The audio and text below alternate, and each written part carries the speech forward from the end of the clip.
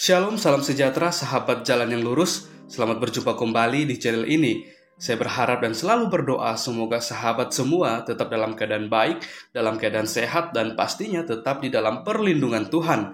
Saya juga mengucapkan banyak terima kasih kepada semua sahabat yang selalu setia untuk meluangkan waktu menonton video-video di channel ini dan juga terus mendukung perkembangan channel ini dengan mengklik tombol subscribe, like, komen, dan juga share kepada teman-teman yang lain supaya teman-teman yang lain juga boleh mendapatkan informasi seputar iman kekristenan. Kiranya Tuhan Yesus memberkati kita semua.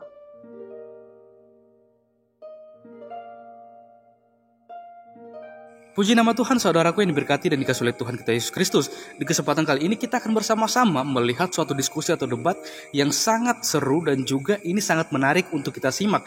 Karena di dalamnya kita akan melihat bagaimana ketika teman-teman apologet Kristen membawakan setiap data dan argumentasi berdasarkan kitab yang diyakini dan dipercaya oleh teman-teman kita polemikus ini. Karena kan kita melihat seringkali ketika mereka teman-teman polemikus ini membawakan data-data yang data-data dan juga argumentasi berkaitan dengan iman kekristenan, semuanya itu bisa dibantah dan dipatahkan oleh teman-teman apologet Kristen. Dan kita akan melihat apakah data-data serta argumentasi dari teman-teman apologet Kristen bisa dibantah oleh teman-teman polemikus ini. Maka dari itu, mari kita saksikan videonya dan Tuhan Yesus memberkati. Langsung di live sekarang. Pakai OBS kan? Iya. Tunggu. Iya, ini saya ngikutin Pak Juma, saya itu aja. Oke, sip. Semangat pagi Pak Ismail. Salam kenal Pak. Pagi, assalamualaikum Bang Juma. Waalaikum. Bapak pendeta yang saya hormati. Bapak di mana Pak? Di Sumatera? Ya, saya di daerah Jawa Barat. Oh, iya. Kampung mertua saya berarti. Mertuanya di mana? Dekat gedung sate, Pak. Oh. Saya dengar Pak Juma istri meninggal ya, Pak? Iya. Tahun ini kemarin, juga dari fans abang juga nih dari Korea, Bang. Banyak juga fansnya. Kapan Pak Juma meninggal istri kapan? Saya baru dengar kemarin ya. Agustus kemarin, Bu, Agustus. Agustus sekarang bulan Agustus tahun lalu. Tahun lalu, iya. Oh. Sakit ya, Pak? Covid? Bukan, tiba-tiba aja Bu, ada pembengkakan di kelenjar bagian leher. Wah, oh gitu. Iya. Oh iya, sama kayak anak angkat saya. Kelenjar. Meninggal kelenjaran getah bening ya? Betul. Itu mah sebetulnya kanker, Pak. Iya, sama aja sebenarnya. Kanker itu. Cuma nggak kelacak ya, nggak tahu. Kanker kan sudah dilacak. Iya. Kanker ini. Oh. Iya, kita jamu tamu kita, Bunti. Ya, Pak Ismail, kita mau bahas apa ini, Pak? Saya juga nggak tahu. Ini saya juga nggak tahu karena diundang sama siapa? Gion Junior ya. Iya. Bahkan tadi saya sempat kemarin ya, kalau nggak salah sempat ngobrol.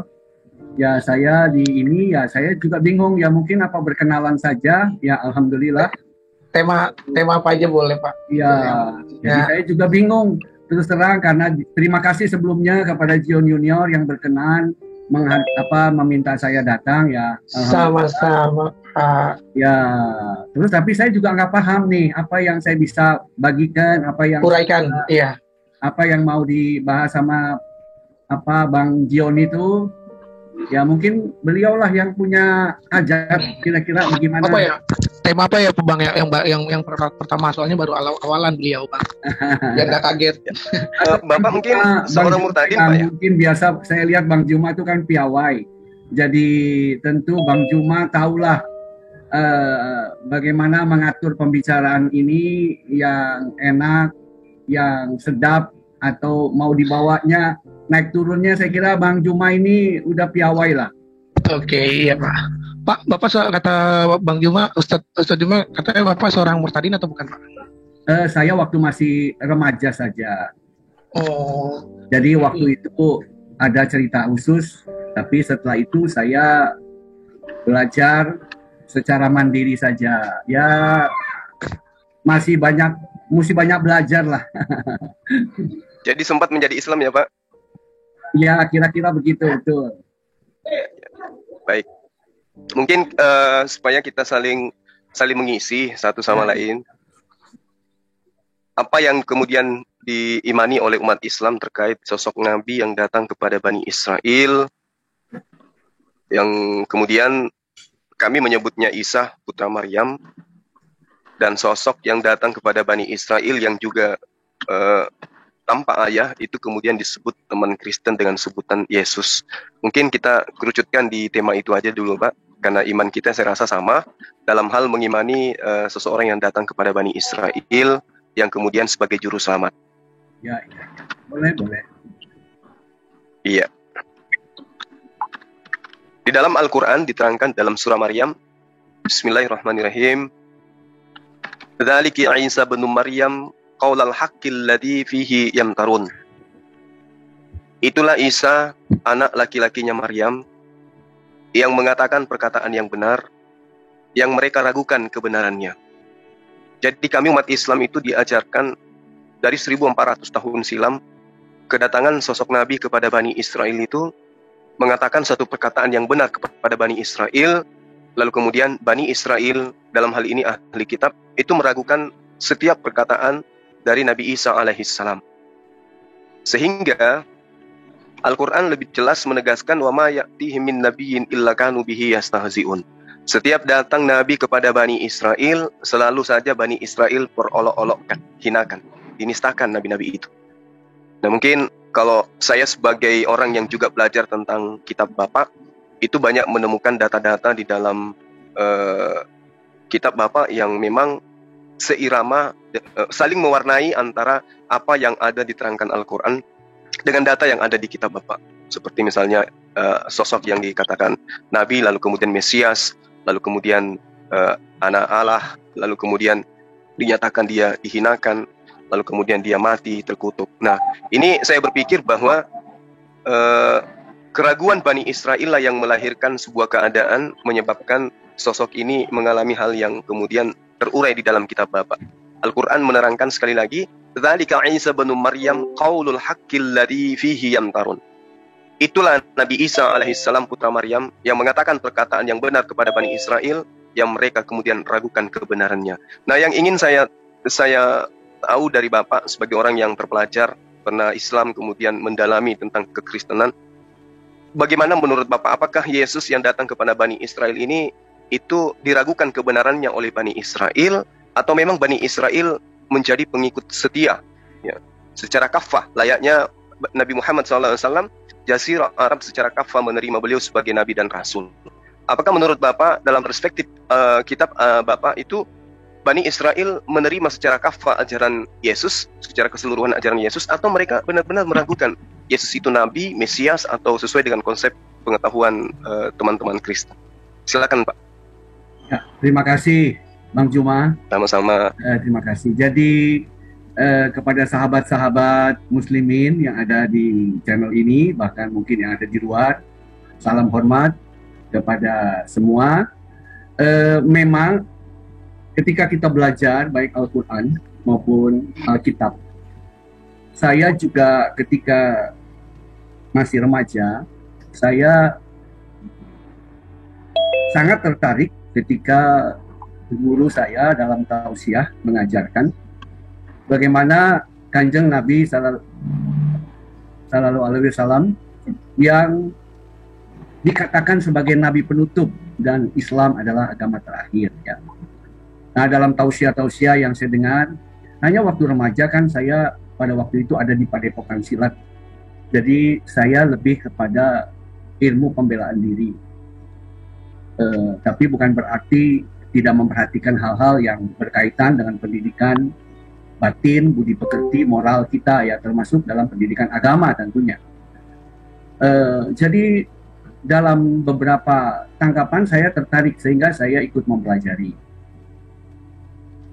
Nah, ketika dalam pergaulan, saya ada di dalam pergaulan yang baik orang-orang India, saya juga bergaul dengan mereka, mempelajari keyakinan mereka, baik kepada dan berbagai macam keyakinan, termasuk juga Kristen tentunya. Sehingga pada waktu itu dengan pengetahuan yang masih muda dan cetek, ya saya mempelajari, waktu itu saya hanya mempelajari dalam bahasa Indonesia saja. Karena ketika saya membaca Al-Quran, mengapa saya menetapkan hati dalam bahasa Indonesia? pada saat itu dalam masa kemudaan saya, walaupun sebenarnya setelah hari ini saya tahu sebenarnya salah juga, saya harus belajar bahasa Arab seharusnya. Nah, saya membaca dan melihat bahwa mengapa sih saya harus belajar bahasa Arab untuk membaca ini? Karena saya baca buku-buku lain, kitab suci baik Weda, baik bahkan kitab suci agama Buddha, ya, juga sudah diterjemahkan dalam bahasa Indonesia. Jadi saya nggak perlu belajar bahasa Cinanya, bahasa Hindi, ya. Dan satu saat saya melihat bahwa Al-Quran sendiri menjawab mengapa itu diturunkan dalam bahasa Arab, karena Allah menerangkan bahwa ya karena Rasulnya orang Arab. Jadi saya menganggap itu logika saya masuk dalam remaja. Dan kemudian saya membaca Al-Quran dalam bahasa Indonesia dan melihat diterjemahkan oleh berbagai tokoh-tokoh Muslim yang sangat kafah Islamnya. Dan saya juga percaya bahwa apa yang ditulis dalam bahasa Indonesia itu tentu bukan bermaksud menipu umat atau membuat umat menjadi tidak paham, ya. Jadi paling tidak mendekati walaupun. Jadi saya mempelajari itu dan tetap menetapkan hati dalam bahasa Indonesia. Nah, itulah kira-kira saya tidak terlalu paham dengan bahasa Arab, ya. Tapi saya percaya kebenaran yang dari Allah itu tidak dihalangi oleh bahasa tentunya. Karena apapun, bila kita mencari kebenaran dengan hati kita, saya percaya kita akan menemukan kebenaran itu. Walaupun mungkin dalam berbagai hal ya kita tetap perlu belajar, itulah Bang Juma. Nah, jadi apa yang dikatakan Bang Juma bahwa ternyata Bani Israel menolak itu benar sekali. Sehingga ketika kalau kita membaca, maka apa yang diperselisihkan oleh Nasrani dan Yahudi, ya itulah tentang Isa. Ya, bagaimana mereka menolak itu, sehingga di dalam Al-Quran dijelaskan bagaimana umat Nabi sebagai umat penengah. Ya, itu dijelaskan. Sehingga kita memahami ya alur cerita itu sebenarnya. Jadi mereka sangat menolak, ya. Nah, alasan-alasan penolakannya itulah yang bersifat akidah tentunya menurut orang Yahudi saat itu. Ya. Nah, Isa menjelaskan tentang maksud Taurat, ya. Nah, inilah yang tidak dipahami oleh orang-orang Yahudi, bahkan bukan saat 2000 tahun yang lalu itu, ya. Quran turun bukan 600 tahun saat itu, kan waktu itu masih zaman 600 tahun, ya. Bukan 600 tahun, ya. Artinya sampai hari ini Bani Israel yang diwakili oleh negara Israel masih tidak menerima, ya. Jadi itu suatu fakta sejarah, ya. Dan itulah yang terjadi, ya. Sehingga apa yang dikatakan Bang Juma itu betul, ya. Nah, itulah yang kita pahami, sehingga pada pandangan saya, pada waktu itu bukankah Alkitab tidak ada? Jadi kita jangan berpikir pada waktu itu para rabi, pendeta, kalau seperti zaman sekarang nenteng Alkitab, ya, bawa pakai tangan, datang ke masyarakat jahiliyah atau ke tempat-tempat tertentu dan menjelaskan inilah bagaimana bunyi kitab. Enggak. Karena Alkitab itu tidak ada, ya, dalam arti secara terbuka, tidak ada toko buku, tidak ada apa, ya. Jadi hanya dijelaskan. Nah, karena Alkitab saat itu belum diterjemahkan secara menyeluruh, yang ada tentu dalam bahasa-bahasa yang ada mereka. Lalu dibawa oleh orang-orang mungkin Syria, dan mereka berbahasa Yunani, berbahasa Aram atau berbahasa Ibrani, dan mereka bicara dalam bahasa yang ada di daerah sekitar Umul Mekah, ya. Nah, oleh sebab itu Nabi Muhammad menjelaskan, ya, sehingga di dalam Quran sendiri dijelaskan bagaimana Nabi Muhammad mengkritik para ahli kitab yang menjelaskan dengan seenaknya dalam bahasa Arab tentunya, ya. Nah, mereka karena berbicara dalam bahasa Arab karena ya tentunya karena mereka tinggal baik di Yastrib, baik di kota-kota Mekah dan sekitarnya, dan mereka semua tentu berbahasa Arab, ya. Maka ketika para padri datang tentu menjelaskan kitabnya, ada beberapa hal yang ditentang atau dikritik. Dan dikatakanlah di dalam Quran bahwa sebenarnya engkau harus jelaskan isi kitab itu dengan benar. Jangan engkau tukar dengan harga yang sedikit. Jadi seperti ulama Israel itu yang pesanan punya, ya, harus bicara jujur, terbuka, menjelaskan kepada masyarakat. Ya. Tetapi mereka menutup-nutupi, tidak menjelaskan secara benar. Maka Nabi Muhammad, inilah yang benar, ya, yang dalam bahasa Arab yang terang, yang jelas, ya. Nah, itulah yang saya pahami, sehingga Nabi Muhammad mencoba menengahi antara pertentangan kaum ahli kitab dengan kaum Nasrani yang ada pada saat itu. Apalagi kita tahu perkembangan sejarah di saat itu, tentu karena saat itu Mekah dan lain sebagainya belum termasuk kota besar yang seperti pada saat itu seperti Bizantium dan lain sebagainya, masih dianggap kota kecil, ya.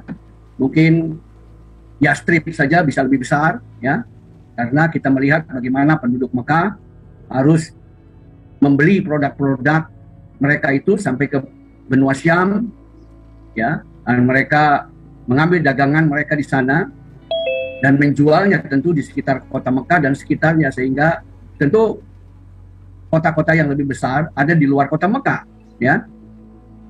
Nah, sehingga dengan demikian kita melihat bagaimana peran Nabi yang mencoba menjelaskan baik kepada kaum musyrik Mekah maupun kepada ahli kitab dan kepada kaum Nasrani yang ada pada saat itu, ya. Dan sampai hari ini pun, ya, apa yang dikatakan Bang Juma betul. Nah, itu kira-kira Bang Juma yang bisa saya sampaikan. Terima kasih. Baik, Pak Pendeta. Sebelumnya saya ingin tahu, Pak, Bapak selama ini aktif di gereja mana ya? Saya hanya di bidang dakwah saja, ya. Jadi lebih dari sekte tertentu mungkin, Pak? Kalau gereja itu tentu aliran saya dari Protestan, ya. Artinya, Protestan. Ya, aliran Protestan, ya, bukan Katolik maksud saya. Dan aliran Protestan kan sudah terpecah-pecah dengan begitu banyak, ya. Nah, itu sejarahnya ada lagi, ya. Sama lah, dalam Islam, dalam Buddha, dalam Hindu juga ada pecahan-pecahan, ya. Ya, ada. Cuman kekristenan ya cukup banyak. Dan itu bicaranya sebenarnya bukan akidahnya, lebih kepada pengelolaan organisasi. Ya, itu saja sebenarnya. Ya, seperti... Baik. Ya, boleh silakan, Pak Nima. Terima kasih. Jadi, yang Bapak uraikan tadi terkait dengan apa yang saya sajikan, bahwa baginda Rasulullah Muhammad SAW itu menyampaikan kepada kami melalui Al-Quranul Karim bahwasanya kaum terdahulu itu gemar kemudian menolak keberadaan Nabi yang datang kepada mereka, lalu kemudian itu disebabkan karena mereka ragu tentang kenabian terhadap oknum yang datang, disebabkan karena memang Bani Israel itu dikenal sebagai bangsa yang tegar tengkuk. Nah, akan semakin mengerucut kemudian ketika Al-Quran menjelaskan bahwa maka Muhammadun aba ahadim mir rijalikum walakin Rasulullah wa khataman nabiyyin wa kana Allahu bikulli syai'in alima. Nabi Muhammad itu bukan bapak dari seseorang di antara kamu, tetapi beliau adalah utusan Allah dan penutup para nabi. Dan Allah Maha mengetahui segala sesuatu. Artinya, dalam perspektif iman kami sebagai seorang muslim, memahami bahwa nabi-nabi yang diutus kemudian sebelum baginda Rasulullah Muhammad SAW itu memiliki pokok ajaran yang sama di dalam menjabarkan kaidah ketuhanan kepada kaumnya. Itu yang pertama. Kemudian yang kedua, menyikapi paparan dari Bapak Pendeta yang tadi, ya, Pak Pendeta Ismail.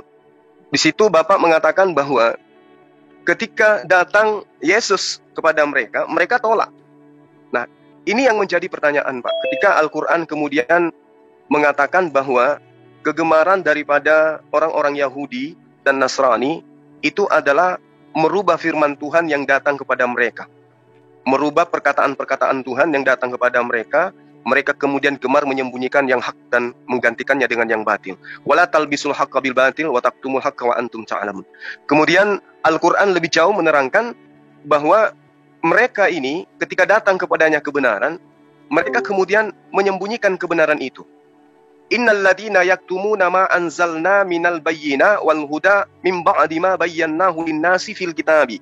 Ulaika yal'anahumullahu wa yal'anahumul la'inun. Jadi 1400 tahun silam itu menerangkan bahwa sesungguhnya orang-orang yang menyembunyikan apa yang telah kami wahyukan berupa keterangan-keterangan yang jelas dan petunjuk-petunjuk setelah kami menerangkannya kepada manusia di dalam sebuah kitab atau di dalam Alkitab atau di dalam sebuah buku yang berisi firman-firman Tuhan, mereka itu dilaknati oleh Allah dan dilaknati pula oleh semua makhluk yang dapat melaknat.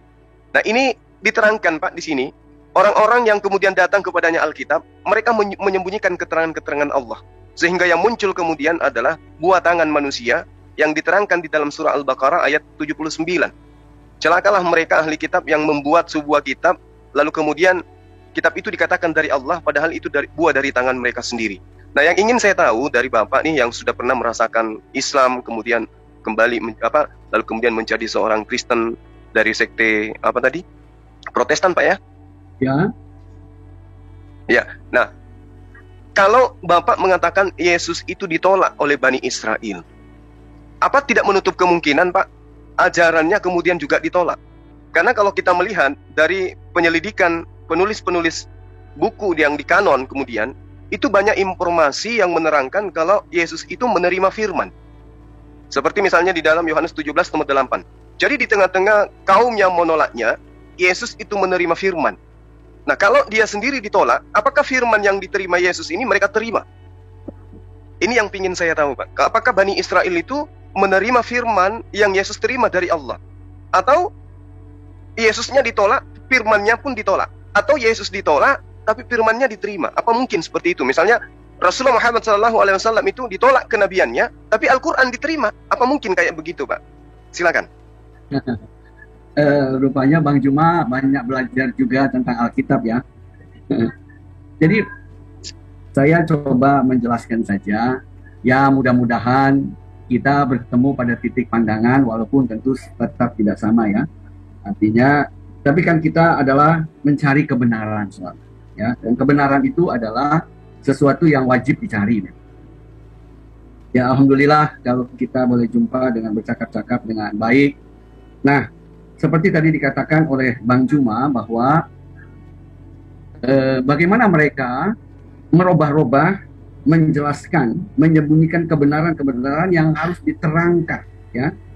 Nah, kan sudah Bang Juma juga sudah katakan dan kita juga akui bersama, Israel itu adalah bangsa yang tegar tengkuk, bangsa yang begitu luar biasa, tapi bangsa yang disayang sama Allah, bahkan bangsa yang mendapat hati di hati Allah, ya itu kan juga jelas di dalam Quran bahwa bagaimana bangsa Israel menikmati nikmatnya Allah, ya, baik melalui Nabi Musa dan nabi-nabi yang lain, ya. Nah, kalau kita bicara tentang ahli kitab, tentu kita bedakan antara ketika kita bicara dengan Nasrani, karena kalau orang Yahudi kita bicara orang Yahudi, Taurat mereka jelas, ya, dan Al-Quran sendiri menjelaskan bagaimana Nabi Muhammad Sallallahu Alaihi Wasallam diperintahkan untuk mengikuti agama Ibrahim, agama yang hanif, agama yang lurus, ya. Dan dalam dialog dengan baik dengan kelompok Yahudi dan Nasrani, Nabi Muhammad menjelaskan kenapa dia menerima perintah itu, ya. Karena dia ingin menjadi pembeda bahwa Nabi Ibrahim itu bukannya Yahudi dan bukan juga apalagi Nasrani, ya, kan begitu. Karena pada waktu itu kebangsaan daripada Ibrahim menurut catatan sejarah dia adalah dari daerah Ur-Kasdim, ya. Dialah yang menerima janji dari Allah, ya. Nah, kita mulai dari misalnya sedikit walaupun bisa dari Adam. Tapi dari Ibrahim dijelaskan bagaimana Kanjeng Nabi Muhammad diperintahkan untuk memegang sekali agama Ibrahim. Sehingga Quran mengikatkan diri kepada sejarah ini, ya, mengkaitkan hal ini, ya, karena diberitahu bagaimana engkau harus mengkaitkan diri kepada agama Ibrahim, ya, agama yang lurus, ya. Dan di situ tentunya Taurat juga belum ada pada zaman Ibrahim, ya, karena Taurat diturunkan pada zaman Nabi Musa. Ya. Jadi Ibrahim itu bisa percaya kepada Allah itu tanpa kitab. Ya. Dia tanpa kitab, dia hanya menerima ayat, bukan kitab. Ya. Musa lah yang menerima kitab Taurat. Walaupun di dalam Al-Quran ada kitab Ibrahim, ya, tapi saya juga yakin percaya bahwa orang Islam tentu memahami hal ini. Ya. Nah, jadi kita melihat bahwa dengan sangat baik Kanjeng Nabi berkata, dan dia mencoba menjelaskan apa yang diterima dari Allah. Oh, dia diterima, dan dia disuruh mengikut, jadi tidak mengikut Taurat, tapi tidak mengikut Injil juga, dia mengikut agama Ibrahim. Nah, ya, itu yang dikatakan oleh Nabi, ya. Nah, kalau gitu Taurat menjelaskan apa bangsa Yahudi? Karena bangsa Yahudi muncul itu setelah Musa, ya. Apa yang diperselisihkan oleh Taurat, kan begitu, ya. Bukan yang diperselisihkan oleh Ibrahim. Karena di dalam Ibrahim itu tidak ada perselisihan. Nah, dalam hal inilah Taurat memiliki sejarah panjang dari Nabi Musa, ya. Munculnya bangsa Israel karena itu adalah merupakan keturunan Ibrahim, jelas, dari 12 suku, dan di dalam Quran pun dijelaskan hal itu dengan baik, ya. Dan bagaimana bangsa Israel bahkan disebut umatku, ya. Begitu banyak kisah bangsa Israel yang dijelaskan di dalam Quran, yang mendapat keistimewaan begitu besar. Jadi itu merupakan sejarah panjang, dan Israel sebagai pemilik sejarah di sini, ya. Dan mereka memiliki sejarah yang begitu luar biasa. Jadi kalau Bang Juma sempat mempelajari Taurat itu, ya, Taurat itu dari mulai Beresit, kitab Beresit, ya, dalam arti yang pertama, kitab pertama sampai 5, kitab para nabi, ya, baik nabi kecil maupun nabi besar, ya, dan beberapa kitab sejarah raja-raja, itu raja-raja Israel, mulai dari Talut, kalau dalam bahasa Qurannya, yaitu Raja Saul yang menjadi raja pertama yang dipilih oleh nabi dari bangsa Israel waktu itu, sampai kepada Daud, sampai kepada Sulaiman, ya, itu ada kitab sejarah raja-raja tersendiri, dan tentu mereka memiliki kitab sejarah yang lengkap dalam hal ini, ya. Nah, jadi kita melihat bagaimana Quran mengkaitkan diri dengan hal itu, ya. Dan Quran sendiri juga bagaimana menjelaskan sejarah nabi-nabi, ya, dari mulai Nabi Ibrahim, bahkan Nabi Adam, ya, Nabi Nuh, ya, Ibrahim, kemudian Musa, Daud, Salomo, dan beberapa nabi lainnya sampai kepada Isa alaihissalam. Dan itu dijelaskan di dalam Quran tapi mengapa kok mereka menolak, ya, terutama tadi kenapa kenabian daripada Isa alaihissalam ditolak oleh bangsa Yahudi. Nah, ini kan tegar tengkuknya. Ini yang menarik di sini, ya. Bahkan menolaknya bukan waktu zaman Muhammad 600 tahun sebelum Nabi itu sudah ditolak. Waktu zaman Nabi ditolak, sampai zaman ini sekarang udah 1400 tahun ditolak tetap, ya. Mereka tetap tidak menerima. Nah, kenapa? Pertanyaan itu menarik.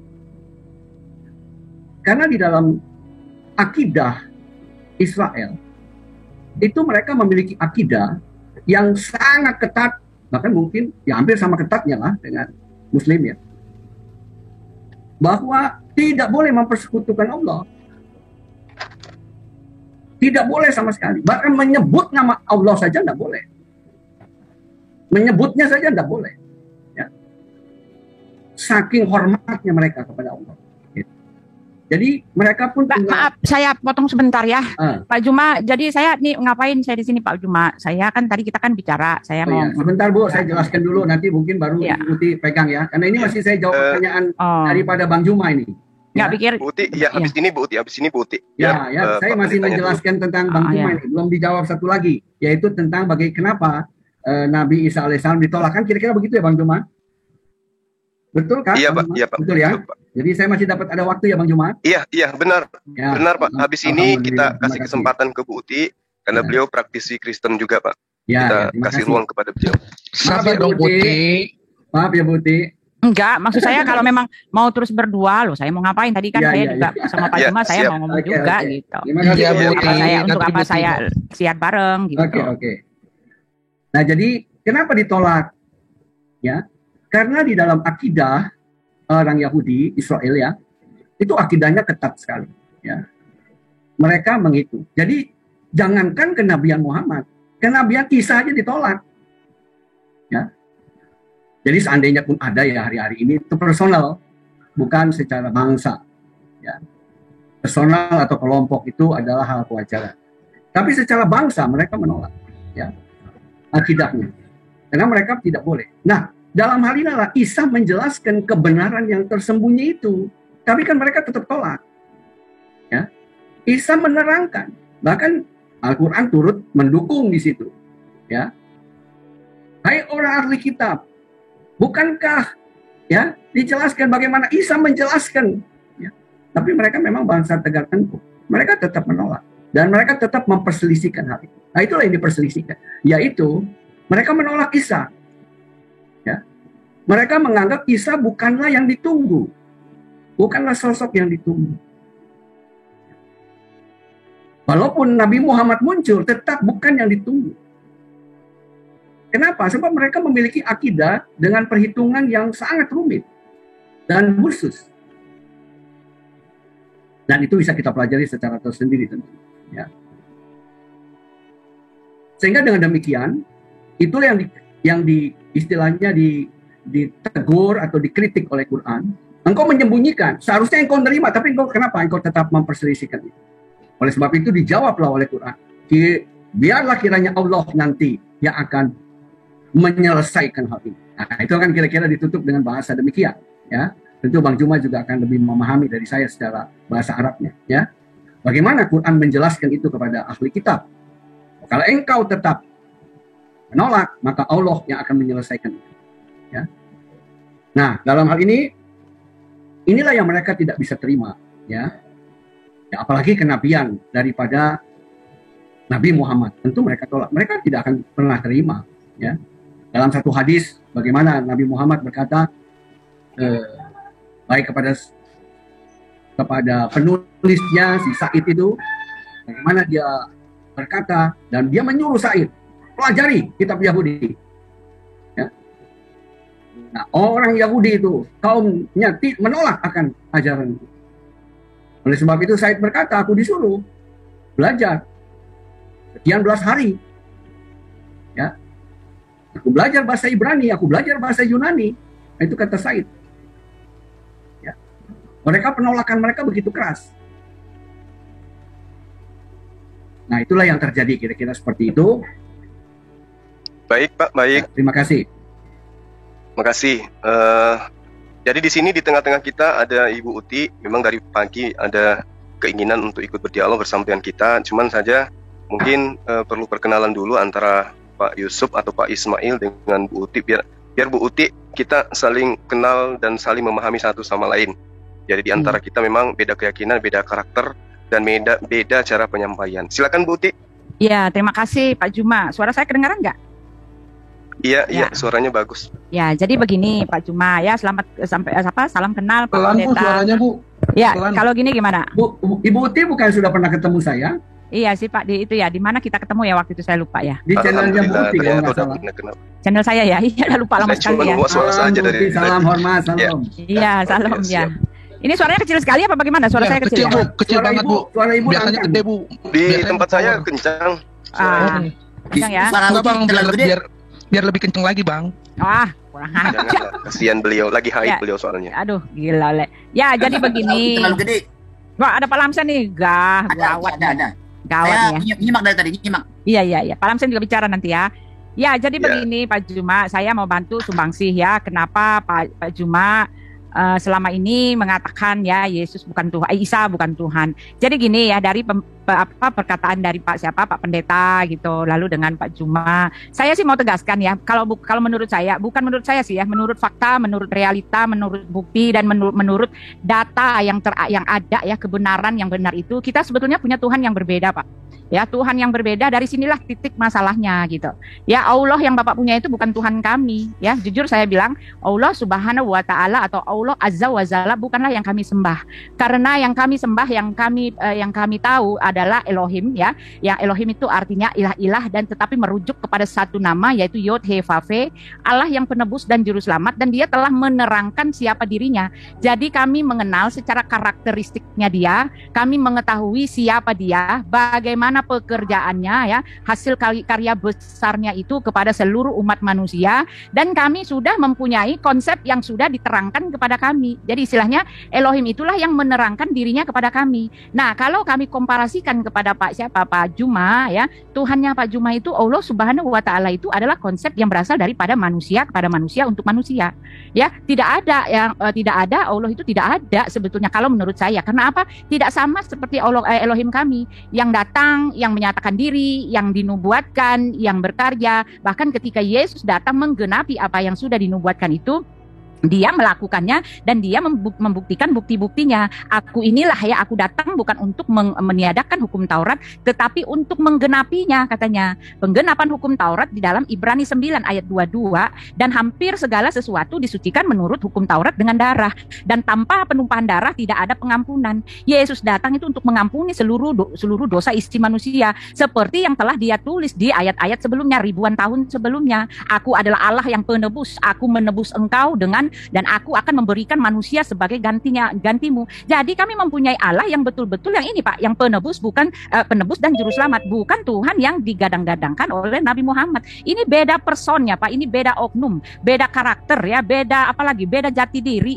beda pekerjaan, dan beda banget, bagai bumi dengan langit gitu. Jadi saya agak keberatan ya, maaf ya untuk teman ini sendiri kalau Pak Pendeta mengatakan dia juga Allah. Oh tidak Pak, ya tidak sama sekali. Kita punya Tuhan yang berbeda. Karena apa? Walaupun di tempatnya Pak Juma mengatakan ada Isa, ada Musa, ada Yakub, ada siapa lagi, ada Daud gitu kan. Tetapi ceritanya itu kan hanya nama-nama yang sama, yang kelihatannya sama. Tetapi ceritanya peristiwa kronologis, sejarah yang tidak bisa diganggu gugat itu, perjalanan Abraham, perjalanan Daud, perjalanan Yakub gitu kan, perjalanan semua orang-orang yang terlibat di dalam kisah Perjanjian Lama itu sama sekali tidak sama dengan apa yang telah dibicarakan, yang diklaim sebagai Nabi Muhammad sebagai wahyu ya.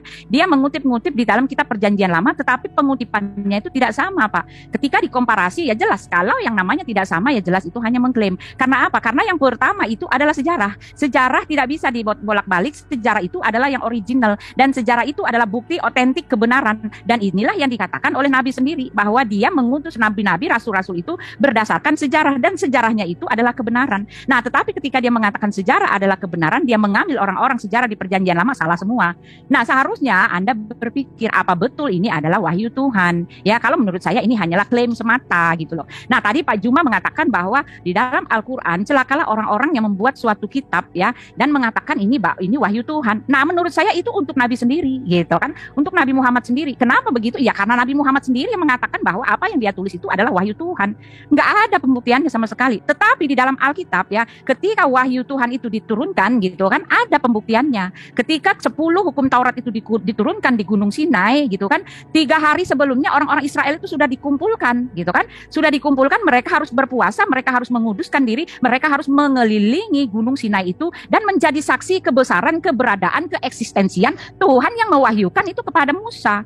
Jadi ada pembuktiannya. Bahkan Alkitab mencatat bahwa Elohim itu menyertai bangsa itu dengan tiang awan, tiang api, dan bahwa dialah yang membawa bangsa itu keluar dari tanah perbudakan. Nah, kalau di tempat Jadi itu nggak kena buat kami, Pak, kalau dikatakan ini wahyu Tuhan. Karena wahyu di tempat kami bukan hanya pewahyuan, tetapi pembuktian, tetapi juga berdasarkan perjalanan sejarah, tetapi dilengkapi dengan data-data dan itu peristiwanya ada. Nah, celakalah orang yang membuat satu kitab dan mengatakan itu adalah wahyu Allah, ya Nabi Bapak sendiri kan. Ya, semua diklaim sebagai wahyu gitu kan. Mana buktinya? Sejarahnya di mana? Tidak ada sejarah di dalam Al-Quran sama sekali. Kita tidak akan pernah bisa mendapatkan perjalanan hidup Nabi Muhammad atau rasul-rasul, teman-temannya, kerabat, sahabatnya itu di dalam Al-Quran. Karena Al-Quran bukanlah catatan sejarah, bukanlah asbabun nuzul. Nah, itu dia. Oleh sebab itu 200 tahun karena ada keraguan, anak kebimbangan, ini ayat-ayatnya konteksnya apa? Akhirnya adalah yang namanya asbabun nuzul. Tetapi masalahnya asbabun nuzul ini juga lemah karena sudah ratusan tahun baru ada gitu loh. Jadi saya menolak ketika Pak Juma mengatakan celakalah orang yang membuat satu kitab dan mengatakan ini adalah wahyu Allah. Sedangkan di kitab kami, di kitab Lukas ya, apa yang kami lihat ya di dalam 1 Yohanes 1 juga, apa yang kami lihat, apa yang kami raba, apa yang kami rasa dengan tangan kami sendiri, itulah yang kami tulis. Nah, masalahnya inilah yang dibutuhkan untuk meneguhkan bahwa suatu bukti itu sah, bahwa semua pernyataan itu sah, benar, iya dan amin, harus berdasarkan bukti-bukti, harus berdasarkan data-data, harus berdasarkan sejarah yang ada, harus berdasarkan realita yang ada di depan mata. Dan ini ada di Alkitab. Rasul Lukas bukan hanya menulis, tetapi dia menyelidiki. Lalu dia di dalam Lukas 1 ya, dia menyelidiki. Dia bukan cuma asal mengatakan oh ini wahyu Allah, enggak. Dia menyelidiki lalu dia menulisnya dan dia bertanya-tanya gitu kan. Lalu kalian mengatakan bahwa ini adalah oh ini kan kalau begitu Alkitab itu adalah wartawan. Oh maaf ya, karena Alkitab itu ditulis oleh pelaku peristiwa, narasumber yang sah gitu kan. Dia ada di TKP dan dia adalah orang yang bertanggung jawab untuk membuktikan bahwa segala pernyataan itu iya benar dan amin. Nah, di sini ya saya mau lihat ya satu ini ya. Di dalam Matius di dalam Lukas ya, pernyataan ini justru yang seperti inilah yang valid. Jadi saya bingung ketika kalian mengatakan loh itu kan Lukas itu kan Alkitab itu kan tulisan wartawan. Oh maaf, bukan cuma tulisan wartawan tetapi wahyu yang didukung oleh data-data, yang didukung oleh kenyataan, realita dan kebenaran. Theophilus yang mulia, banyak orang telah berusaha menyusun suatu berita tentang peristiwa yang telah terjadi di antara kita seperti yang disampaikan kepada kita oleh mereka yang dari semula, nah ini dia, adalah saksi mata dan pelayan firman. Karena itu setelah aku menyelidiki segala peristiwa itu dengan seksama dari asal mulanya, aku mengambil keputusan untuk membukukannya dengan teratur bagimu supaya engkau dapat mengetahui bahwa segala sesuatu yang diajarkan kepadamu sungguh benar. Nah gitu. Masalahnya Allah sendiri mengatakan bahwa semua yang tertulis itu tentang rasul-rasul, nabi-nabi terdahulu itu adalah sejarah dan sejarah adalah kebenaran. Nah itu. Jadi artinya semua butuh bukti. Sejarah itu adalah bukti gitu ya. Jadi saya menolak ketika Pak Juma mengatakan bahwa celakalah orang yang menulis satu kitab ya lalu mengatakan ini adalah wahyu Tuhan. Karena yang cuma ngaku-ngaku itu ya, tidak kredibel. Saya bilang sangat-sangat meragukan ya, beresiko sekali untuk hanya mempercayai bahwa ini pernyataan adalah wahyu Tuhan tanpa penyelidikan, tanpa bukti, tanpa data, tanpa ada apa-apa. Itu sangat beresiko kalau menurut saya. Ya, yang lain silakan. Ya, itu saja ya. Ya, makasih Bu Uti. Pak Pendeta, mohon maaf, saya mohon waktu sejenak untuk menyikapi apa yang Bu Uti sampaikan tadi. Yang pertama, kalau Ibu Uti mengatakan Tuhan kita yang kita sembah itu adalah berbeda, saya katakan iya, memang betul. Tapi Tuhan pencipta kita itu cuma satu, bukan dua.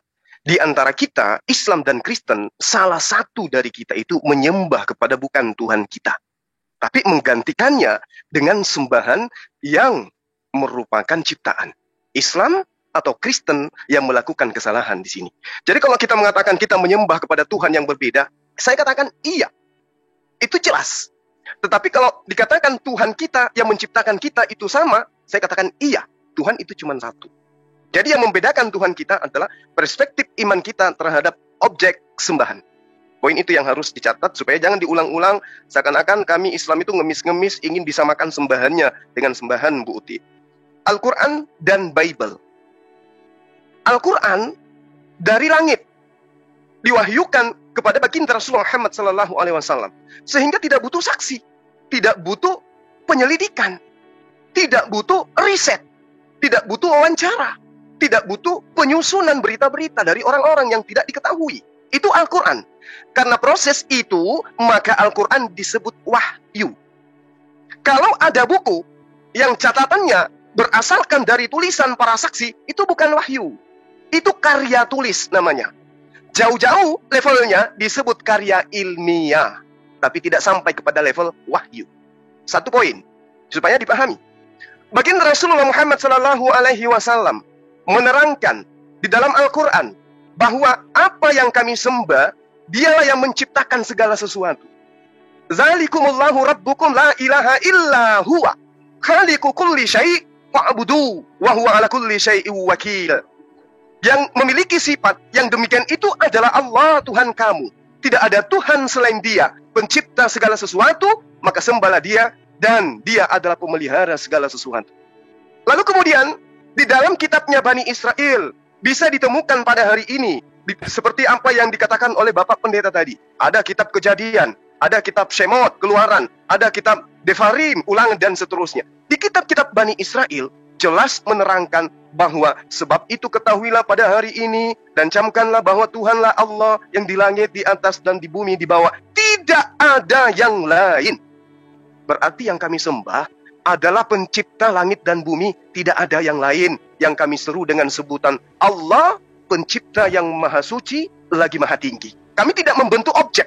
Bahwa Tuhan kami itu berbentuk pohon, bahwa Tuhan kami itu berbentuk sapi, bahwa Tuhan kami itu berbentuk manusia. Tidak. Tapi Tuhan kami itu adalah gaib, maha halus, maha melihat, maha mendengarkan. Namun fisik ciptaan, indera ciptaan tidak mampu kemudian melihat wujud daripada pencipta. Itu yang diajarkan oleh para nabi. Kalau kemudian Tuhan kita berbeda, itu dikarenakan karena Tuhan yang Ibu Uti sembah itu dilahirkan dari konsep baru. Apa konsep barunya? Semalam saya sudah terangkan kepada dua orang debater Kristen. Pertama, Roma 14 nomor 9. Sebab itu Kristus telah mati dan hidup kembali supaya Dia menjadi Tuhan. Itu konsep yang membuat kita berbeda. Kisah Para Rasul 2 nomor 36. Jadi seluruh kaum Israel harus tahu dengan pasti bahwa Allah telah membuat Yesus yang kau salibkan itu menjadi Tuhan. Itu yang membuat kita berbeda. Sementara Tuhan kami adalah yang mengetahui dan yang menciptakan dan yang maha melihat, Dialah Allah. Tuhan di atas langit dan di bumi bawah, tidak ada lain selain Dia. Itu diterangkan di dalam Devarim 4 nomor 39.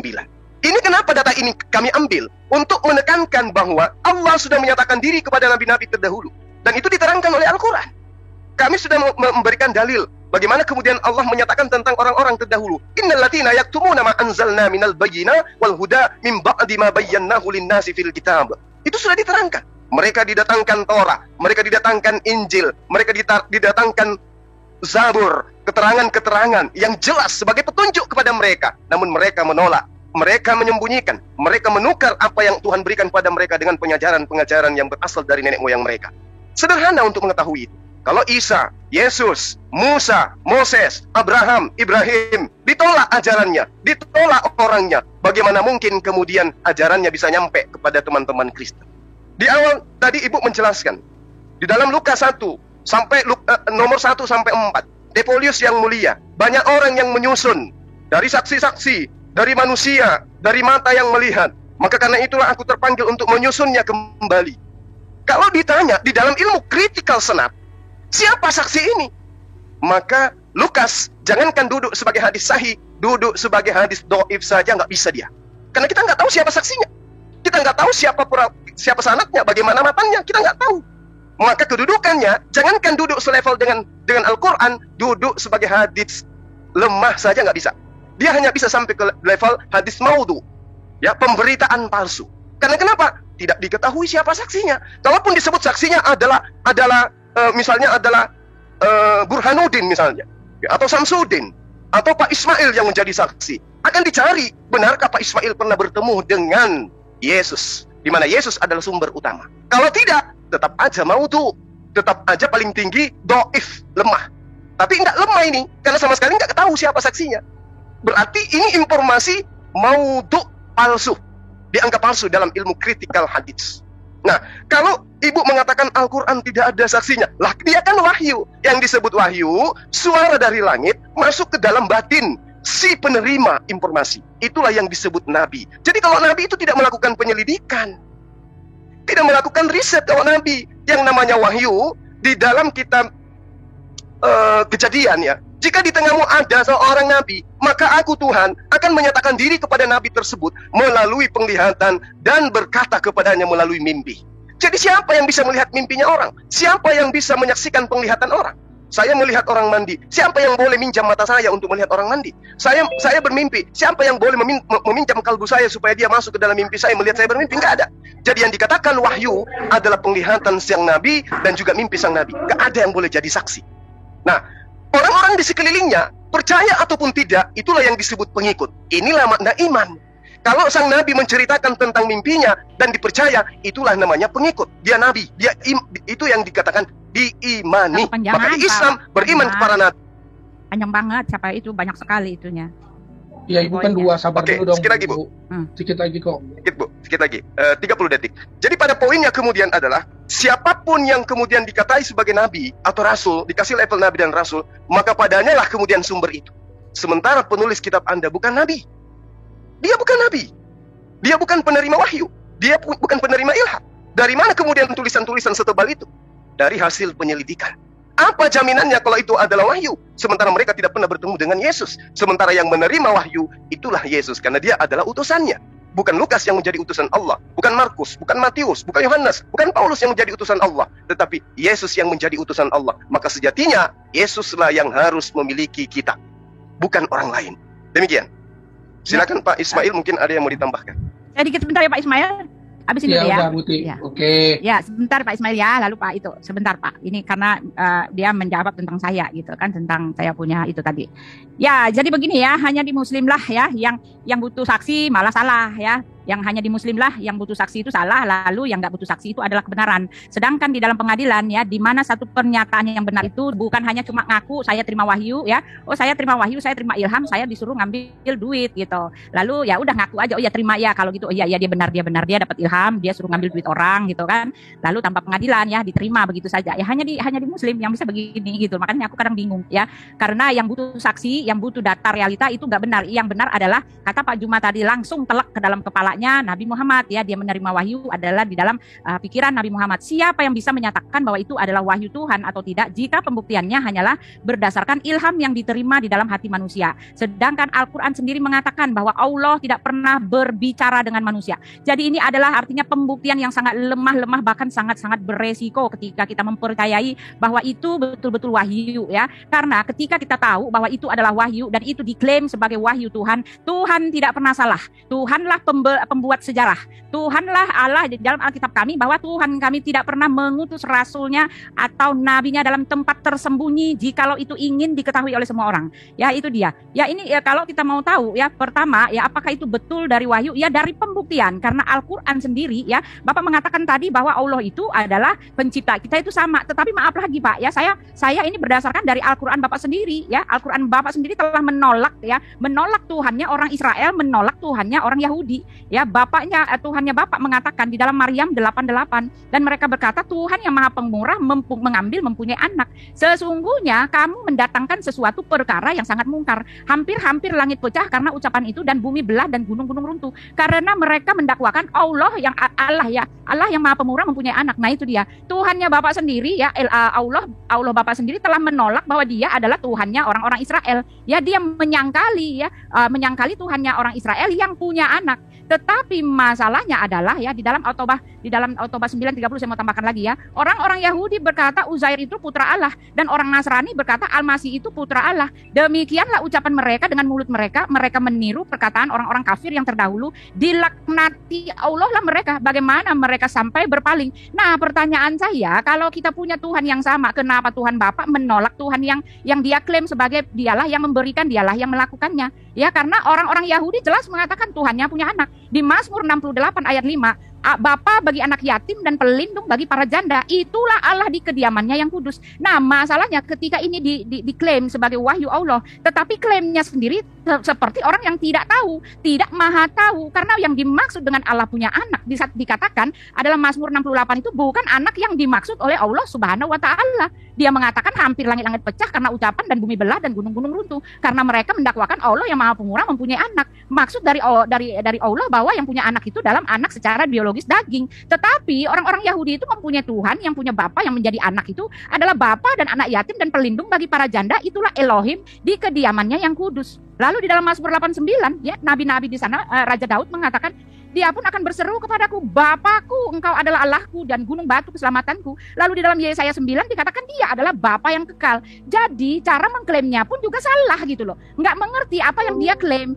Patutkah yang seperti ini bisa dikatakan sebagai wahyu Tuhan? Ya menurut saya enggak lah Pak ya. Lalu Bapak menyangkali bahwa yang bersaksi ria itu adalah tidak sah. Hanyalah yang mengaku bahwa dia dapat ilham di dalam kepalanya gitu kan, di dalam pikirannya sendiri. Lalu dia membuktikan bahwa ini adalah wahyu tanpa ada, saya bilang tanpa ada pembuktian. Bagaimana cara Bapak membuktikannya gitu loh Pak? Ya kita jangan konyol, saya mau bilang ya. Jangan konyol, hanya mengaku, orang yang mengaku bahwa dia dapat ilham lalu Anda percayai, lalu semua yang ada buktinya, yang ada faktanya, yang ada realitanya Anda tolak itu sebagai kebohongan. Nah, ini kan pikiran Bapak yang terbolak-balik ya kan? Di dalam 2 Samuel 7 ayat 14, aku akan menjadi bapaknya dan ia akan menjadi anakku. Jadi saya menolak ketika Pak Juma lagi mengatakan bahwa dialah Allah Subhanahu wa taala adalah pencipta dari kami. Oh enggak, Pak, maaf ya.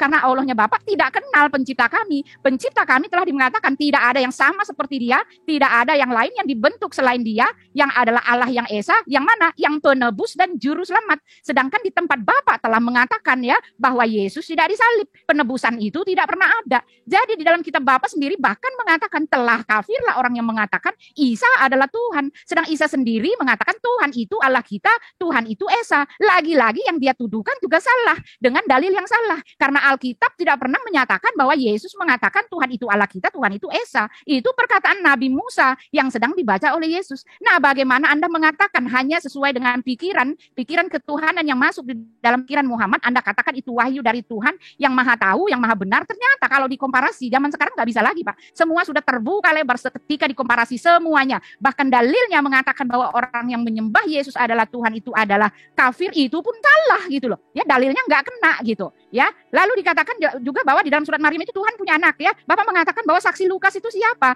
Lukas itu ada ceritanya Pak. Lukas itu anak didikan Petrus dan Paulus. Jadi dari mereka lah ya. Jadi Lukas itu dia hanyalah pencatat. Tetapi yang dia bilang dia selidiki ya dari Petrus. Masalahnya Petrus ini adalah kepala atau pimpinan dari rasul-rasul, dan Petrus ini adalah narasumber. Jadi dengan kata lain ini tulisannya Rasul Petrus yang hanya dituliskan oleh ini perkataan Rasul Petrus dituliskan oleh Lukas. Begitu juga dengan Matius. Matius itu anak didiknya langsung ya, anak angkatnya turun di atas mereka ketika di hari Pentakosta itu, ketika Roh Kudus turun di hati mereka, di kepala mereka gitu kan. Ketika di hari Pentakosta itu mereka langsung tahu ya segala bahasa. Itu artinya sudah memenuhi pikiran mereka. Lalu itu bukan hanya sekedar memenuhi pikiran mereka, pengetahuan tentang Tuhan, bahkan bahasa yang akan mereka tuju, mereka melengkapinya dengan saksi-saksi, dan mereka itu adalah saksi mata. Hanya orang yang terbolak-balik pikirannya yang lebih percaya kepada yang ngaku cuma wahyu tanpa pembuktian. Ketika dia mengklaim-klaimnya itu juga salah. Pertanyaan saya untuk Pak Juma, apa jadinya kitabnya Pak Juma ketika tidak ada Alkitab ya yang mendokong atau yang memberikan referensi atau yang diklaim-klaim sebagai dialah pelakunya? Kalau Alkitab itu tidak ada, bagaimana cara Pak Juma membuktikan bahwa segala pengakuan Nabi Muhammad itu adalah berdasarkan wahyu? Bagaimana? Ya, itu saja. Ya sudah ya, teman-teman ya. Bapak lanjutkan lagi, silakan. Pak Lamsen mungkin. Ya, gantian. Ya, silakan. Ini masih ada Pak siapa? Ya, Pak Ismail. Ismail. Ya, silakan Pak Ismail, buka mic-nya. Pak Ismail. Pak Ismail. Sebentar. Oke, sebentar. Ada banyak pertanyaan, tapi saya nggak ada komentar ya. Karena ini kan antara Bang Juma dengan Gusti iya, Pak. Jadi saya ditanya sendiri-sendiri ya. Iya, jadi masalah sendiri masing-masing ya. Menurut saya tidak mengomentari apapun. Tetapi kalau ada pertanyaan kepada saya jawab. Tapi kalau tidak, ya saya kira batasan saya sampai di situ ya Bang Juma. Mohon maaf. Jangan lupa, jangan sampai waktunya terlambat untuk sholat ya. Siap, makasih Pak diingatkan. Ya, makasih. Assalamualaikum. Saya boleh bertanya Pak sedikit aja dan saya minta Bapak menjawabnya singkat aja. Oh iya, silakan. Baik. Tadi di awal Bapak mengatakan bahwa firman bahwa Yesus itu ditolak oleh Bani Israel. Ya. Nah, kalau Yesus ditolak oleh Bani Israel, Pak, apakah kemudian pengajarannya Yesus itu diterima? Layaknya Rasulullah Muhammad SAW ketika ditolak Bani Arab, ya.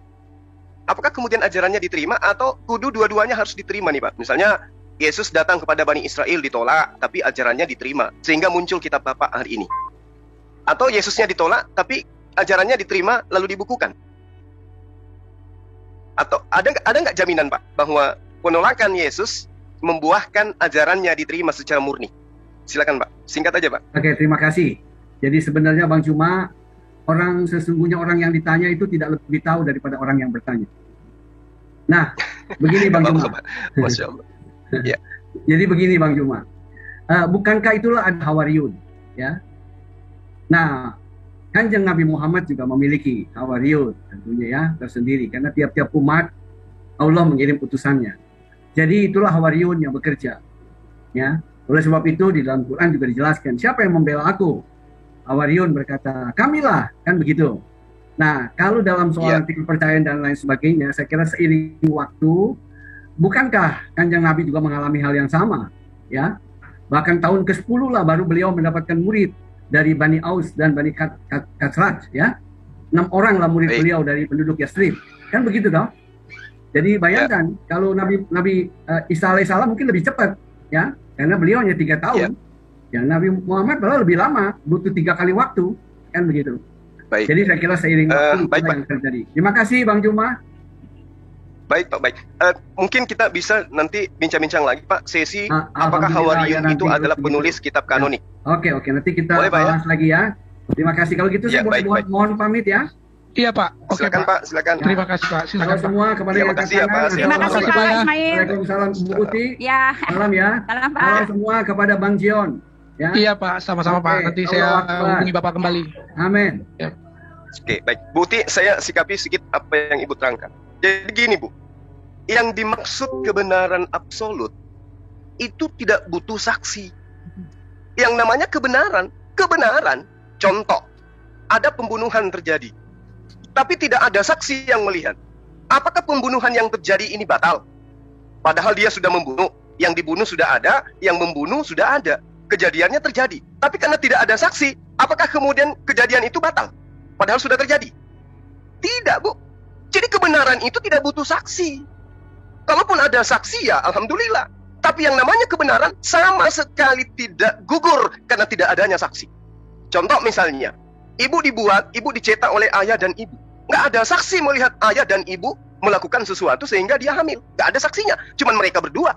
Apakah kemudian karena nggak ada saksi, maka itu tidak terjadi? Tetap aja terjadi. Begitulah Al-Quran.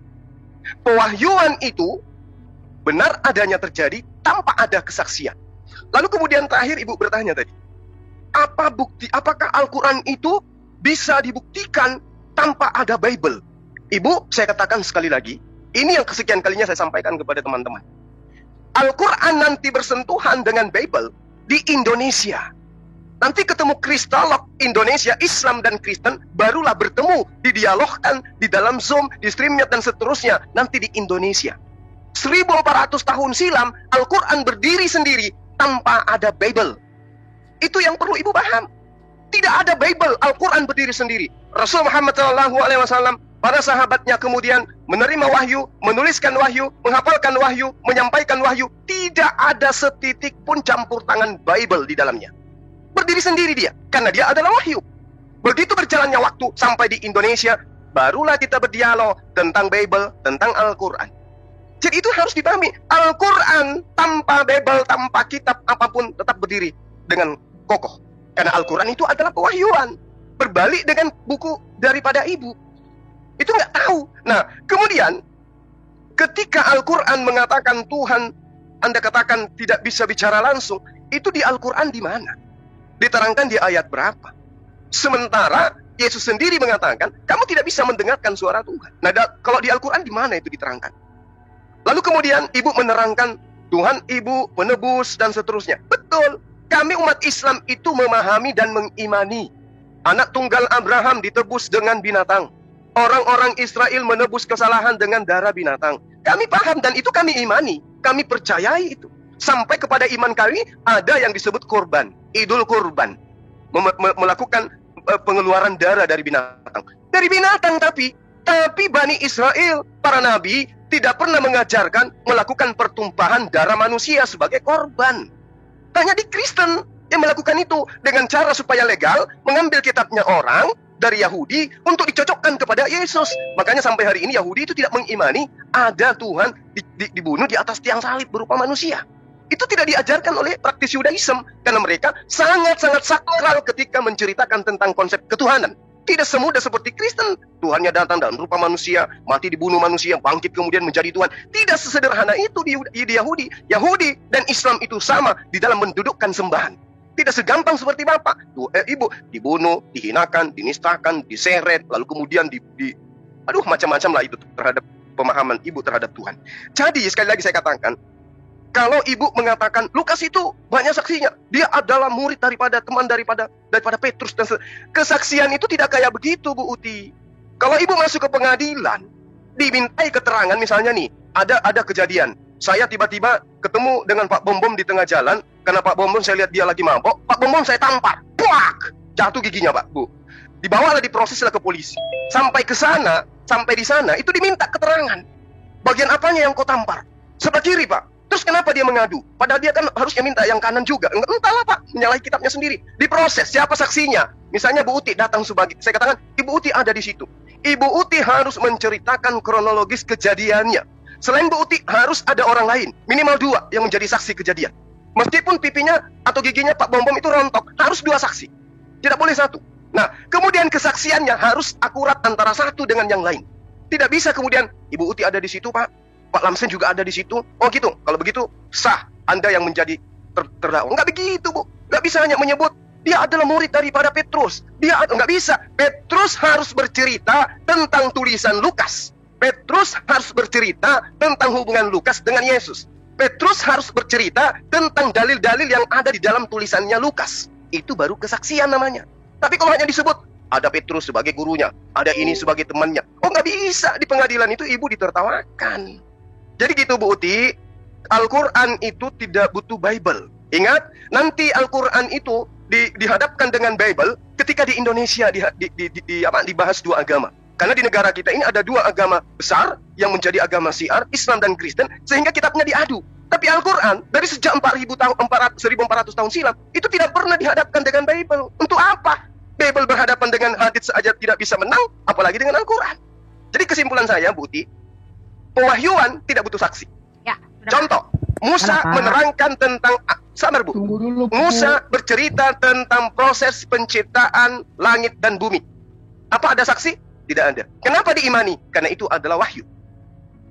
Musa bercerita tentang neraka, tentang surga. Ada yang melihat surga dan neraka? Tidak ada. Kenapa dipercaya? Karena wahyu. Gitu. Nah, Al-Quran tidak ada saksi.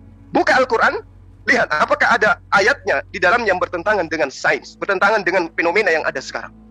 Jangan kemudian Ibu menilai kitab kami dengan buku terjemahan yang Ibu punya. Itu salah.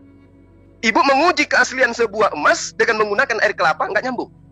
Saya kira begitu Bu Uti. Makasih. Silakan. Ya, terima kasih. Jadi Pak Juma menyangkal semua pernyataannya sendiri ya. Pak Juma mengatakan, Pak Juma nggak bisa jawab saya, ya apa jadinya, gitu kan? Apa jadinya ketika tidak ada Alkitab, ya Bapak Juma muter. Sudah saya jawab tadi, Bu.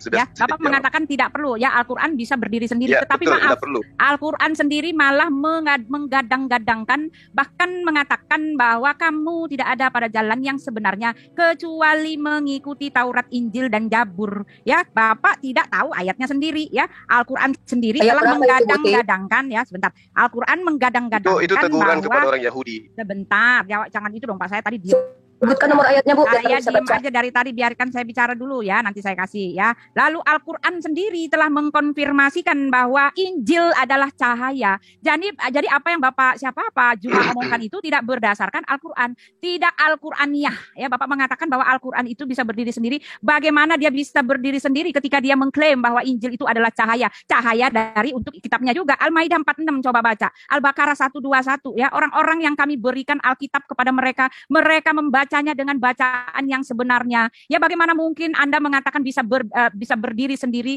sedangkan isi di dalam Alkitab ada di dalam Al-Quran Anda itu semuanya boleh ngambil dari tempat kami, bahkan diklaim oleh Tuhan Anda. Ketika ditanyakan mana bukti-buktinya, Allah pun memberi bukti. Jadi ini tidak sesuai dengan apa yang dikatakan oleh Pak Juma. Allah memberi bukti di dalam Taha 133. Bukti-buktinya adalah di kitab-kitab terdahulu. Bagaimana Anda mengatakan bahwa Al-Quran bisa berdiri sendiri tanpa kitab-kitab terdahulu, karena Tuhan sendirilah, Allah sendiri mengatakan buktinya ada di kitab terdahulu. Pertanyaan saya, kalau memang ini adalah wahyu Allah, tidak bisakah dia langsung memberikannya, malah mengambil bukti dari kitab terdahulu? Tapi pertanyaan saya, bagaimana dia mengatakan buktinya di kitab terdahulu ketika dia mengklaim, klaim-klaimnya itu salah gitu loh Pak. Ini yang harus Bapak menjadi buah pikiran yang paling ini harus Bapak pikirkan sepikir-pikirnya. Tuhan tidak pernah salah ya. Ayatnya itu ya nih di dalam ini contohnya dia mengklaim, Allah mengklaim di dalam Al-Anbiya 79, maka kami telah memberikan pengertian kepada Sulaiman tentang hukuman yang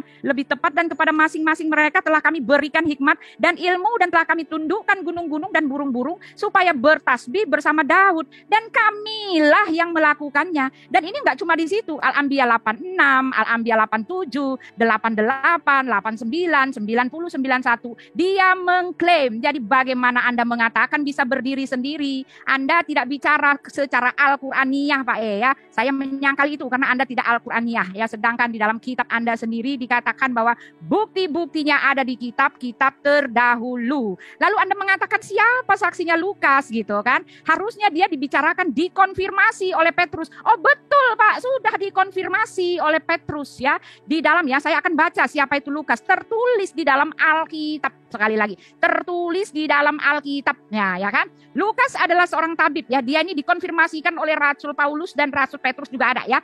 Lukas adalah seorang tabib tinggal di Troas, sebuah kota di sebelah barat Asia Kecil. Dia adalah seorang tabib dan menggabungkan diri dengan Paulus yang tertulis di dalam Kisah Rasul 16 ayat 10 di mana dia disebut kami. Jadi Lukas penulis kitab para rasul itu turut serta dari Troas bersama Paulus, lalu ia tinggal di Filipi. Tetapi pada perjalanan Paulus yang ketiga kalinya untuk memberitakan Injil, ia menggabungkan diri lagi ya bersama Paulus. Di dalam Kisah Rasul 20 ayat 6 disebut lagi kami. Nah itu ada Pak. Ya ada linknya, ada pengakuannya. Nah kalau kita baca selanjutnya dia juga berinteraksi dengan Petrus.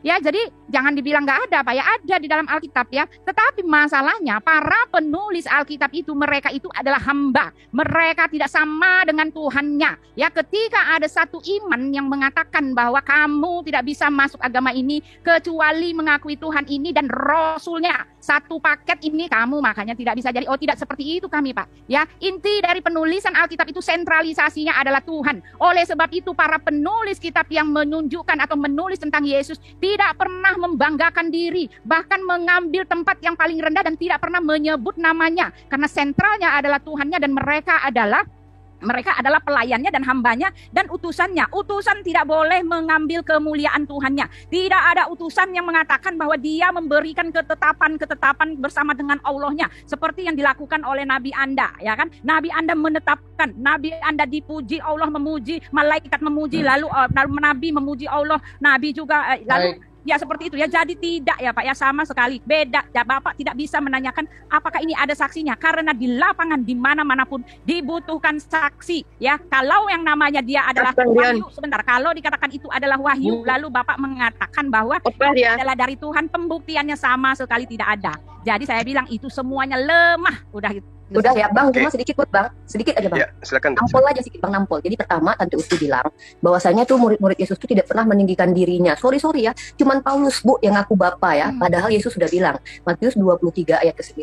Dan janganlah kamu menyebut siapapun Bapa di bumi ini, karena hanya satu Bapamu, yaitu Dia yang di surga. Kata Paulus, Bu Uti, 1 Korintus pasal ke-4, 15. Sebab sekalipun kamu mempunyai beribu-ribu pendidik, kamu dalam Kristus, Akulah yang kamu menjadi Bapamu. Akuilah yang dalam Kristus yang telah menjadi Bapamu. Jadi kalau dibilang songong banget nih Paulus ya, sampai-sampai Paulus bilang begini, ikutilah teladanku, itu juga ada, ikutilah teladanku itu pernah juga dibilang, aku juga memiliki roh Allah, itu juga ada Paulus bilang. Bahkan kalau dibilang dia menetapkan keputusan sendiri, itu ada, menurut pendapatku ya, dia bilang begitu, tentang seorang wanita, menurut pendapatku. Jadi Uti ini kalau bicara ini suka nampol diri sendiri, terkadang saya sedih kadang. Yang kedua, Bu Uti tadi bilang apa katanya, kami harus tidak bisa berdiri sendiri tanpa Alkitab. Sorry to say ya Bu Uti, kalau seandainya ada wahyu Allah Subhanahu Wa Taala di zaman Nabi Muhammad, memang untuk membuktikannya boleh kita lihat ke apa yang dibaca oleh orang-orang terdahulu. Tapi sorry to say, bukan cuma biblos ya, kita bisa lihat bagaimana pandangan rasi-rasi, rabi-rabi, ada di Misna, ada di Midras. Jadi bukan cuma Bible, lagi pula pernah Sayyidina Umar itu memegang kitab Taurat. Apa kata Rasulullah? Buat apa ini kitab ini? Kalaupun Musa saat ini ada, dia akan menjadi pengikutku. Jadi kelak ya, kami tidak butuh kitab kalian untuk pengukuhan iman kami. Karena perintah, larangan, itu tidak butuh kitab kalian. Kitab kalian itu dibutuhkan untuk menampar kalian ketika kalian asumsi. Itu gunanya kitab kalian buat kami ya. Nah silakan Bang Zuma, Bu Uti kalau bicara tuh jangan nampar diri sendiri lah, maaf ya dengarnya. Terima kasih. Bang, baik Bu Uti, beliau, Bang. Iya, bentar ya, kita hargai Bu Uti dulu karena Bu Uti maunya dialognya dengan kita. Gini Bu Uti, ketika Al-Quran menceritakan tentang Taurat, seperti data yang Ibu sampaikan tadi. Bismillahirrahmanirrahim. Inna anzalna Taurata fiha hudaw wa nur. Yahkumu bihan nabiyyun ladina aslamu lilladina hadu warrabbaniyuna wal ahbaru bimastuhfizu min kitabillah. Wa kanu alaihi syuhada wala tahsawun nas wahtashawni wala tashtaru bi ayati thamanan qalila. Ini diterangkan bahwa sungguh kami yang mewahyukan kitab Taurat. Di dalamnya ada petunjuk dan cahaya. Yang dengan kitab itu para nabi yang berserah diri kepada Allah memberi putusan atas perkara Yahudi. Ini perkara Yahudi, Bu. Jadi orang Yahudi memang diminta oleh Allah untuk taat kepada kitab Taurat. Taurat yang dimaksud di sini kitabnya Nabi Musa. Bukan kitab yang dituliskan dari bahasa Septuaginta yang kemudian diterjemahkan ke dalam bahasa-bahasa lain. Jadi ibu harus membedakan antara kitab Taurat dengan kitab yang dituliskan dengan tangan sendiri yang diterangkan dalam surah Al-Baqarah ayat 79. Antara kitab Taurat, Zabur dan juga Injil, itu ketika diceritakan oleh Allah, itu merujuk kepada wahyu yang diserahkan Allah kepada para nabi. Bukan tulisan-tulisan tangan yang dihasilkan dari salinan-salinan berdasarkan terhadap apa yang ibu urai di dalam kitab Lukas. Nah kalau ibu menerangkan bahwa Lukas berjalan bersama dengan Petrus, dia adalah murid dan seterusnya, yang itu adalah ketika kemudian Lukas menceritakan tentang Tepolius yang mulia, banyak orang yang menyusun tentang berita-berita yang terjadi di antara kita, maka saya terpanggil untuk menyusunnya kembali. Si Petrus itu melakukan pengesahan terhadap apa yang diceritakan Lukas di dalam Lukas 1 nomor 1 sampai nomor 4 ini. Tapi kan tidak ada cerita Petrus yang terkait dengan cerita Lukas tentang Filipus. Nggak ada. Jadi kesaksian yang bagaimana yang Anda maksud? Kalau dia berjalan bersama, dia adalah tabib dan seterusnya. Itu bukan proses kesaksian itu. Maksudnya orang ini hidup bersama. Tapi kesaksian Petrus tentang tulisan Lukas ada nggak? Nggak ada. Itu poin kedua. Terus kemudian, ketika Al-Quran itu menjelaskan kitab terdahulu, Taurat, Zabur dan Injil, itulah bukti bahwa Tuhan yang mewahyukan kitab Taurat, Zabur dan Injil dan Al-Quran adalah Tuhan yang sama. Coba lihat di dalam kitabnya orang Hindu dan Buddha. Mereka tidak membahas Taurat. Mereka tidak membahas Injil. Kenapa? Karena mereka tidak memahami kalau Tuhan mereka lah yang mewahyukan itu. Berbeda dengan Al-Quran.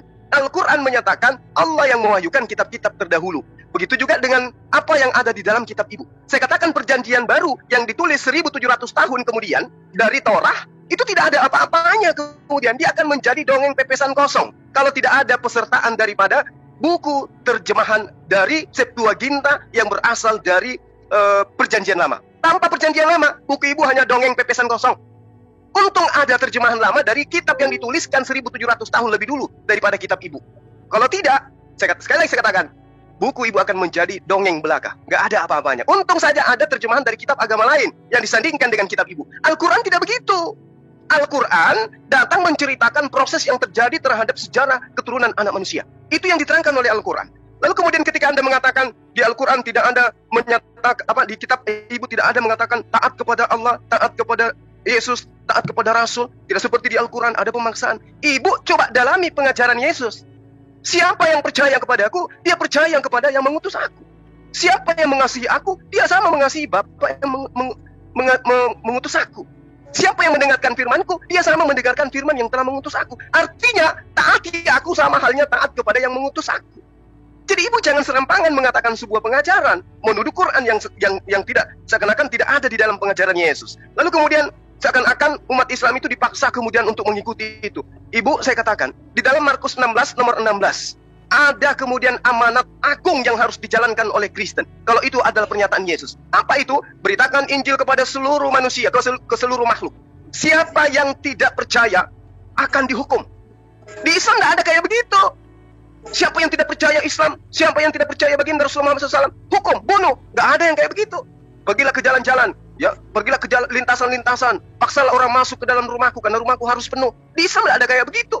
Siapa yang tidak ingin aku menjadi rajanya, bawalah ke hadapanku, bunuhlah mereka. Tidak ada di Islam, tidak ada pernyataan baginda Rasulullah SAW seperti itu. Nah, amanat agungnya, pergi, sampaikan Injil kepada seluruh makhluk. Siapa yang percaya dibaptis, yang tidak percaya dihukum. Ini maksudnya apa, Bu? Itu pemaksaan. Ya, lalu kemudian terakhir dari saya, Bu, karena di sini udah mau sholat Jumat, saya katakan kepada ibu, Al-Quran ketika menceritakan kitab-kitab terdahulu, Allah sedang menceritakan firman-Nya yang dinodai kemudian oleh hambanya, kaumnya yang terdahulu. Itu yang perlu Ibu Uti pahami dengan baik. Saya kira cukup dari saya, Ibu Uti. Kalau Ibu mau menambahkan silakan. Saya pamit. Oke, saudaraku yang diberkati dan dikasihi oleh Tuhan kita Yesus Kristus, kita bersama-sama telah melihat serta menyaksikan bagaimana keberlangsungan diskusi atau debat yang sangat menarik, dan juga debat ini juga merupakan debat yang paling seru ya. Karena apa? Kita bisa melihat ketika teman-teman dari Apologet Kristen membawakan setiap data dan bahan materi, bahan perdebatan, bahan-bahan itu diambil dari kitab dan iman keyakinan dari teman-teman polemikus yang merupakan lawan debat mereka. Hal itu menjadikan teman-teman para polemikus ini kepanasan. Karena apa? Karena mereka tidak bisa membantah, bahkan mematahkan setiap argumentasi yang dibawakan oleh teman-teman Apologet Kristen dengan data-data yang berkaitan dengan iman dan kitab mereka seperti itu. Sangat lucu dan mengherankan ya, ketika mereka sendiri tidak bisa membantah dan mematahkan setiap argumentasi, bahkan mereka juga tidak bisa menjawab setiap pertanyaan-pertanyaan yang dilontarkan oleh teman-teman Apologet Kristen berkaitan dengan iman keyakinan mereka. Saya merasa sangat agak sedikit bagaimana ya, karena ketika mereka ya teman-teman polemikus ini yang selalu berkuar-kuar tentang iman kekristenan, yang merasa bahwa mereka lebih mengerti dan memahami tentang Alkitab, ketika dibalas ya mereka sendiri akhirnya kepanasan. Bahkan mereka juga akhirnya mencari cara bagaimana untuk terus menyerang iman kekristenan seperti itu dengan berusaha mau mematahkan setiap argumentasi, bahkan juga data yang dibawakan oleh teman-teman Apologet Kristen. Padahal pertanyaan yang disampaikan, yang dilontarkan untuk teman-teman polemikus ini, pertanyaan yang mereka sendiri bisa jawab sebenarnya ya, bisa jawab, tapi karena mereka takut ketika mereka menjawab dan mereka akan kalah di situ, akhirnya mereka mencoba mengalihkan perhatian dengan melontarkan balik pertanyaan-pertanyaan mengenai iman kekristenan seperti itu. Akhirnya ruang diskusi menjadi heboh, rusuh, sama seperti di pasar. Tapi kita bisa melihat ya, bagaimana teman-teman para Apologet Kristen dan juga ada Bang Erben di dalamnya, ketika mereka mempresentasikan apa yang mereka imani dan yakini, semuanya itu bisa diterima dan bisa ditangkap ya, karena itu sangat jelas dan kita mudah mengerti dengan gaya bahasa yang sederhana. Akan tetapi kita melihat ketika dari teman-teman polemikus ini yang melontarkan argumentasi, bahkan juga melontarkan pertanyaan, ya kita sendiri kebingungan. Karena apa? Karena mereka sendiri tidak memahami tentang iman keyakinan mereka seperti itu. Wah, ini sungguh sangat lucu ya. Ya, itu dialah teman-teman saudaraku yang diberkati oleh Tuhan kita Yesus Kristus, ketika para Apologet Kristen dan teman-teman Kristen membahas tentang kitab dan juga keyakinan mereka, ya malahan mereka menjadi kepanasan dan juga mereka menjadi emosi seperti itu ya.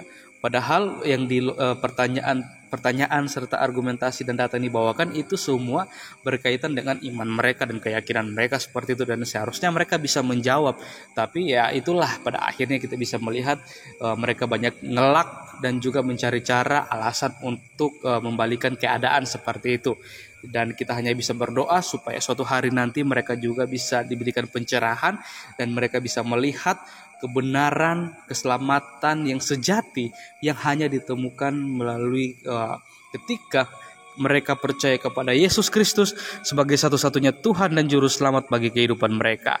Oke teman-teman, sekian video dari saya hari ini. Sampai berjumpa di video saya selanjutnya. Dan Tuhan Yesus memberkati kita semua.